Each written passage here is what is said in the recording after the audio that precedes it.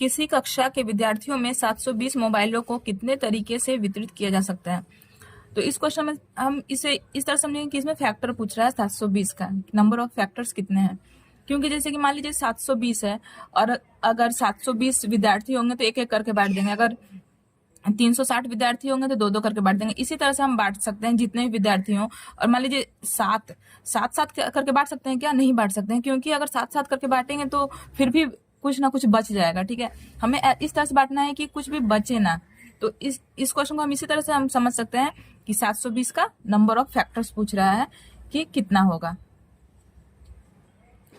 क्योंकि जब हम मोबाइल को बांटेंगे तो वो बराबर बराबर बटना चाहिए और एक भी बचना भी नहीं चाहिए। तो नंबर ऑफ फैक्टर से हम इसे पता कर सकते हैं। हमें ये जरूरी नहीं है कि विद्यार्थियों की संख्या कितनी है, बस हमें तरीके पता करना है कि कितना है। तो तरीका पता करने के लिए क्या करेंगे? 720 का नंबर ऑफ फैक्टर ज्ञात करेंगे। तो नंबर ऑफ फैक्टर के लिए क्या करना पड़ता है? 720 का पहले हम फैक्टर देखेंगे क्या क्या होता है। तो इसको हम किस तरह से तोड़ेंगे? 720 तो ये तो हमें दिख रहा है कि 9 8 72 होता है, तो 9 है, 8 है और फिर इधर क्या 10 भी है। तो ये 720 का हो गया। 9 क्या होता है? 3 का स्क्वायर है। 8 क्या है? 2 का क्यूब है। और ये 2 × 5 है। ठीक है, तो ये क्या कितना हो गया? 3 का स्क्वायर और ये 2 का पावर 4 हो जाएगा, 2 का पावर 4 और ये 5 का पावर 1। ठीक है, और नंबर ऑफ फैक्टर ज्ञात करने के लिए क्या करते हैं हम? नंबर ऑफ फैक्टर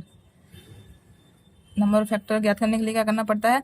जो पावर आया है उसमें 1 ऐड करके सबको इंटू कर देना है। तो 2 + 1 3 इंटू 4 + 1 5 इंटू 1 + 1 2। इसको मल्टीप्लाई करेंगे कितना आएगा?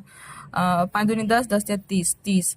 तो जो तरीके होंगे वो कितने होंगे? 30 तरीके से हम इसे वितरित कर सकते हैं।